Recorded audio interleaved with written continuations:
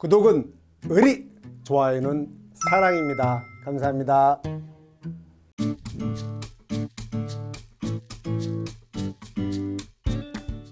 자, 이번엔 위험의 분류는요, 여러분 교재 4쪽 하단부터 시작해서 7페이지까지죠. 7페이지까지인데 그 반가로 5번 여기까지 쫙 그어주세요. 그래서 위험의 분류는 출제 포인트는 7페이지 반가로 5번 바로 위까지입니다. 반가로 5, 담보, 비담보, 변칙 위험은 조금 다른 개념이에요. 그것도 하나의 출제 포인트가 되는데 어쨌든 다르게 보시면 되고 가실게요. 자, 위험의 분류는 교재를 제가 쭉 서브노트와 같이 들으실 때 전체적인 틀을 잡으셔야 됩니다. 자, 위험의 분류 중요한 포인트는 위험의 각각 분류 기준 4가지가 있습니다. 각각 분류 기준 4가지가 나오고 한 분류 기준마다 2가지씩 나오고 그 중에서 각각 분류 기준마다 우리가 보험에 적합한 위험 1가지씩 나와요. 즉 보험에 적합한 위험은 4가지가 나옵니다. 출제 포인트는 위험의 분류 기준에 따른 위험 쓰기 또는 보험에 적합한 위험 4가지 쓰기, 그리고 또 깊게 나간다면 서술형까지 나올 수 있습니다. 그래서 여기는 완벽하게 이해를 하시다 보면 키워드가 생겨요. 그렇게 외워야지 각을 잡고 이거 막 외우고 잘못된 방식입니다. 그렇게 하시면 점수 안 나와요. 자, 가실게요. 자, 위험은 크게 나오죠. 하나, 둘, 셋, 4가지 기준이 있다고 했습니다. 첫 번째, 위험의 속성을 측정할 수가 있는가. 따라서 주관적, 객관적, 또 깊게 보실게요. 그 다음에 손실의 기회만 있는지 아니면 이득의 기회도, 이득이면 투기가 되겠죠. 보험에 들으면 내가 이거 잘하면 한 몇십억 벌겠는데 이러면 보험 사기가 발생하죠. 오케이. 나오고 분류 기준입니다. 먼저 분류 기준 보고 있어요. 그 다음에 위험의 속성이, 특징이 시간이 지나면서 변하느냐, 안 변하느냐. 그 다음에 위험에 미치는 범위가 특정한 개인이나 지역에 한정되느냐 아니면 광범위하게 되어 있느냐에 따라서 이해를 하셔야 돼요. 천천히 가실게요. 자, 여기 넘어가고. 자, 먼저 첫 번째. 위험의 속성의 측정 여부에 따라서 이렇게 객관적, 주관적, 즉 자기 마음속에 나만 아는 위험이 있다. 주관점이죠. 근데 누가 봐도 객관적으로 측정할 수 있다. 자, 상세히 나오고 있죠. 객관적 위험은 자료, 통계 등이 나옵니다. 그래서 이렇게 확률, 자료와 통계가 나온다는 뜻은 자료가 많으니까 대수의 법칙에 의해서 확률적으로 정규 분포를 이루는가. 그래서 표준 편차까지 구하죠. 수학적 용어가 나옵니다. 그렇다면 객관적으로 측정이 가능합니다. 객관적, 수학적, 기술적으로.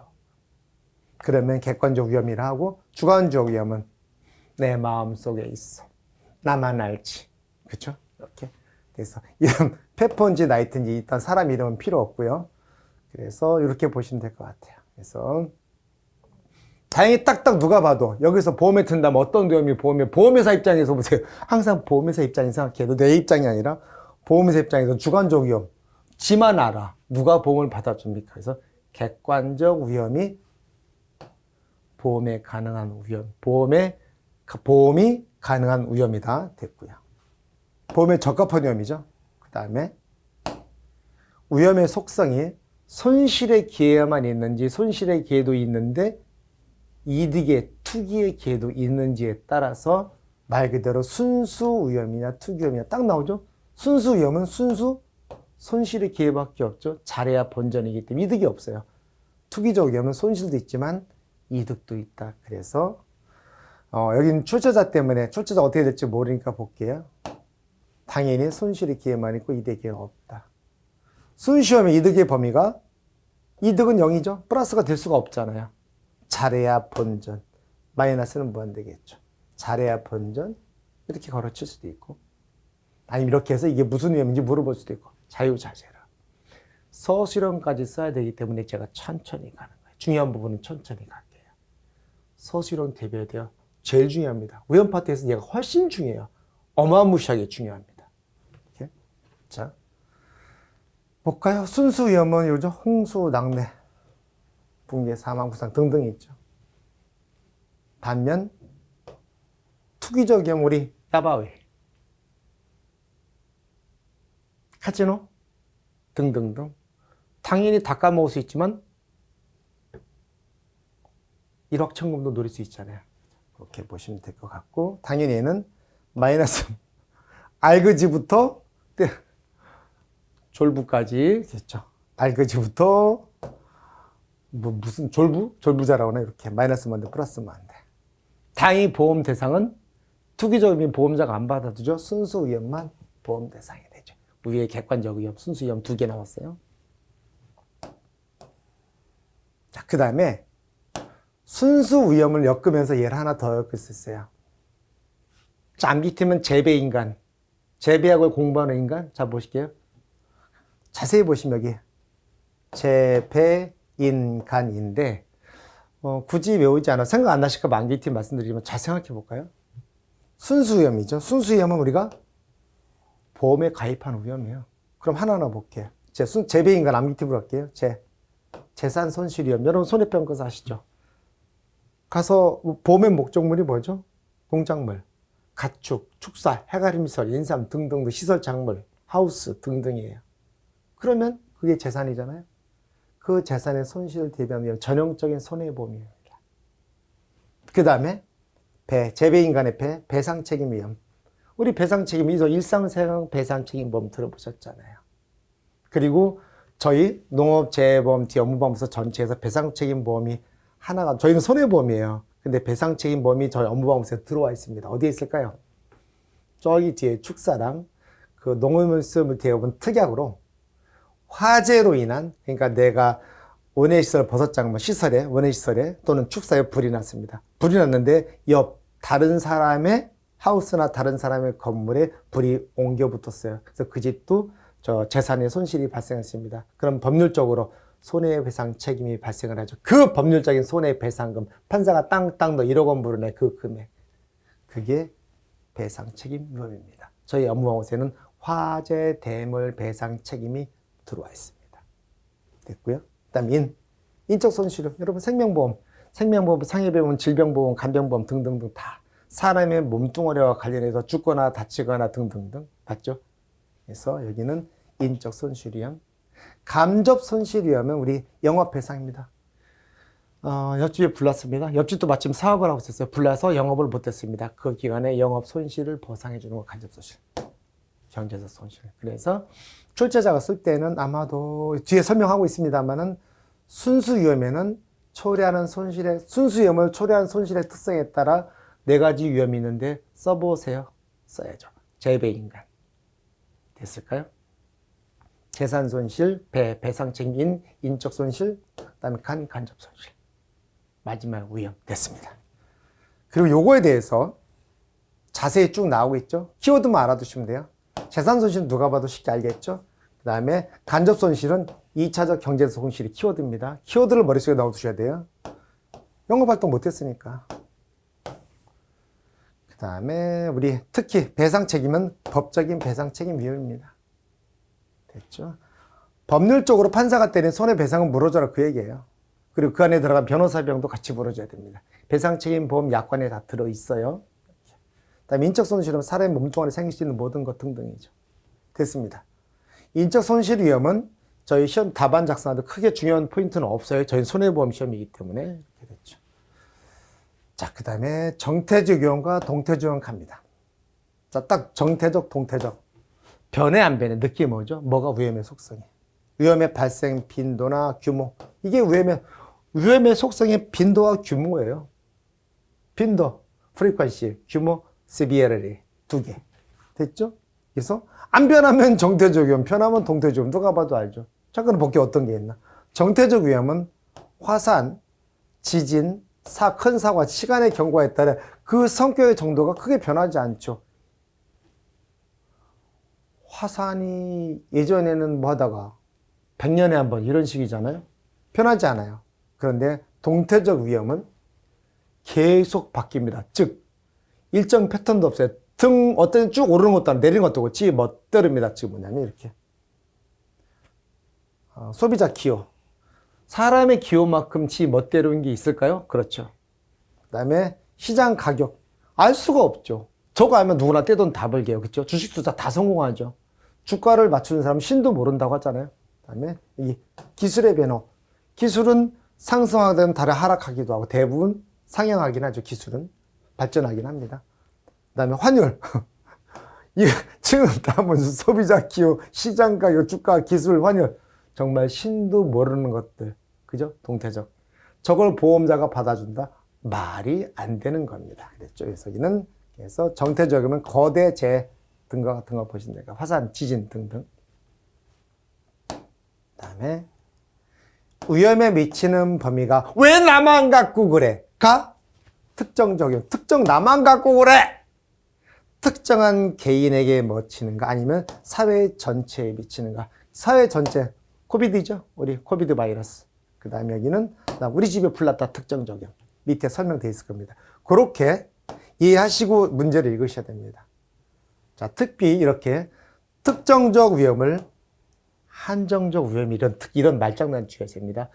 특정적 위험을 한정적. 나만 갖고 그래. 나만 특정해서 나만 한정해서. 그 다음에 기본적으로는 사회 전체 근원적 위험. 이렇게 출제자가 말을 만들 수 있어요. 그래서 여기는 꼼꼼히 읽어오시면서 키워드를 중심으로 내 머릿속에 이해를 하셔야 여기는 풀 수 있습니다. 아마 여기가 출제 확률이 지금 제일 높아요. 제일 유력합니다. 무조건 나와야 되는데 언제 나오냐밖에 안 남은 거예요. 무조건입니다. 위험에서 제일 중요한 부분이에요. 여기. 됐습니다. 됐죠? 자, 특정적 위험. 우리 집에 불 나거나 도둑 맞거나 가족이 다치거나 특정적 위험이죠. 왜 나한테만 이런 일이 벌어질까요? 특정적, 한정적. 됐죠. 불특정 다수 사회 전체. 나왔죠. 코로나, 코비드 나왔고요. 그 다음에 대규모 파업, 실업, 폭풍, 태풍. 이게 특정 우리 나만 믿다고 벌어지는 아니죠. 사회 전반. 어느 누구도 피해갈 수 없는 불특정 다수 사회 전체가 키워드입니다. 됐습니다. 그래서 아까 제가 말씀드렸죠. 여긴 끊으시라고. 반가로 4번까지 4가지잖아요. 위험의 속성에 따라서 분류기준이 4가지가 있었고 각각 분류기준마다 2가지가 있었고 각각에 따라서 보험에 적합한 의미 무엇이냐 했더니 여기서 또 따로 해놨습니다. 맨 마지막에. 그래서 여기를 다시 끊어야 됩니다. 이렇게 쭉 해주세요. 그래 안 헷갈립니다. 좀 책을 잘 못 썼어요. 얘를 저기에다 붙이고 요 반가로를 따로 빼면 좋은데 반가로는 마지막에 설명드릴게요. 얘의 내용의 정리가 얘예요. 책을 좀 이상하게 쓰긴 했는데 자 이와 같이 결론. 그럼 뭐예요? 딱 보니까 여기를 엮어서 딱 냄새 딱 나오지 않나요?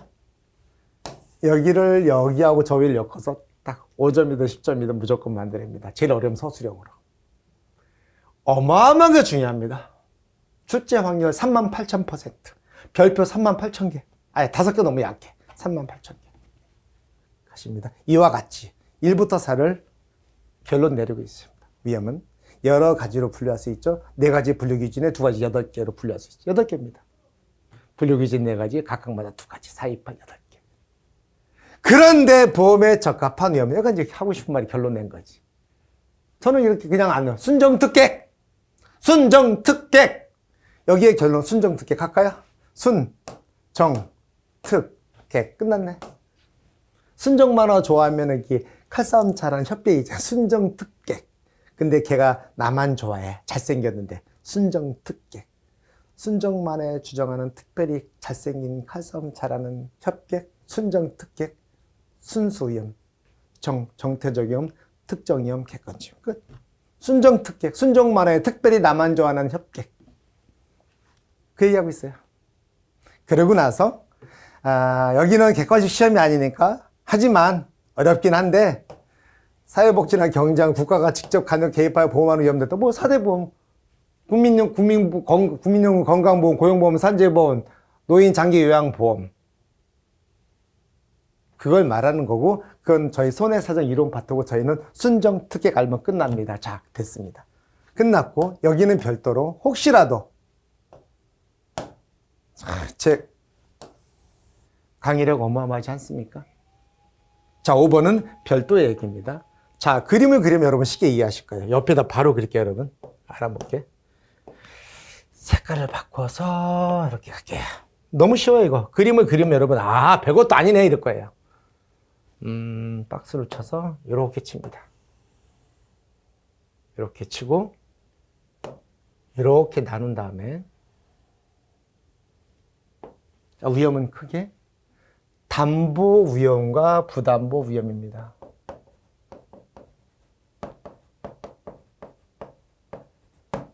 뭐예요? 보상하는 손해, 보상하지 않는 손해.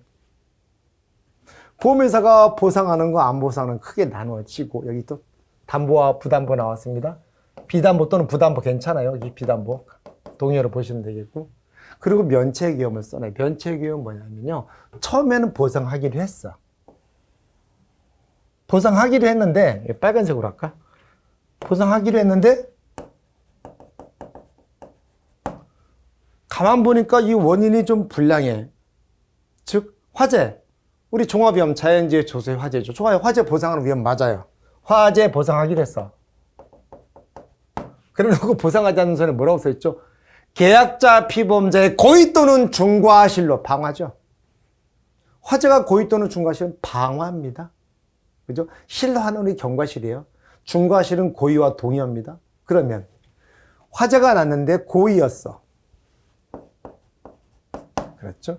같은 화재인데 담보했으나 원인이 고의였으므로 면책하겠다. 이 안에 있는 설명이 답니다. 여기 있죠? 쪽에 있을 겁니다. 고의행 사고를 대표적인 게 그게 면책됐을까요? 이렇게 해서 주시면은 그렇게 요걸 듣고 그대로 읽으시면 됩니다. 그래서 이렇게 공부하셔야지 맞아요.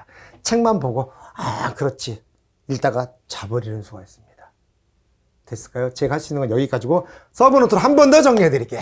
여기까지 첫 시간 여기까지만 할게요. 자, 서브노트 너무 예쁘죠 여러분? 여기 별표 38,000개 붙자. 위험수 수증 여부에 따라 객관적 주관적 각각 읽어보시면 되겠고 항상 이거 왜 써놨어요? 서술형 대비하시라고.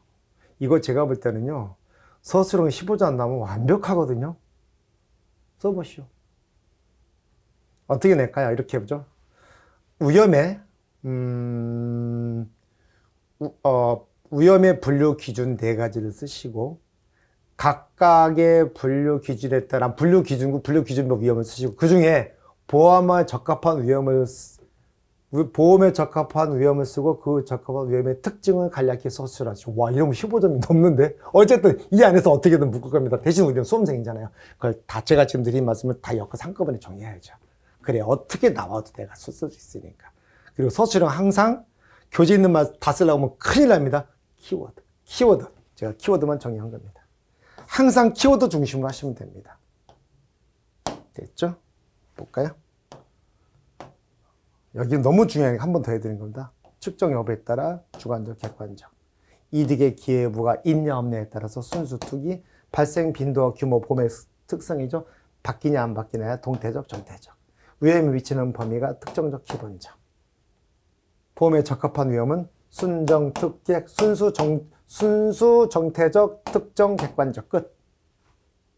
순정 만화에 특별히 나만 좋아하는 칼싸움 잘하는 협객, 순정, 특객. 여성분들은 외우기 좋겠네요. 자, 그래서 이번 시간 여기까지 하고요. 좋죠? 그리고 여기가 어떻게 됐냐면, 요건 다음 시간에 해드려도 되는데, 농업 부분 여기는 별거 없고요. 다음 시간부터 간단하게 정리하고 넘어갈게요. 지금 보시면 여기까지 하고, 다음 시간에 우리 8페이지 하고요. 요 8페이지 여기다가 어디 하시냐면은, 여기다가 이렇게 하나 써주실래요? 16페이지에 표가 있어요. 같은 내용인데 얘가 갑자기 끼어들어오면서 이상해졌는데 16페이지 표랑 엮으시면 됩니다. 그래서 다음 시간부터는 여기서부터 나가겠습니다. 오늘 여기까지 하고 다음 시간에 뵙겠습니다. 감사합니다.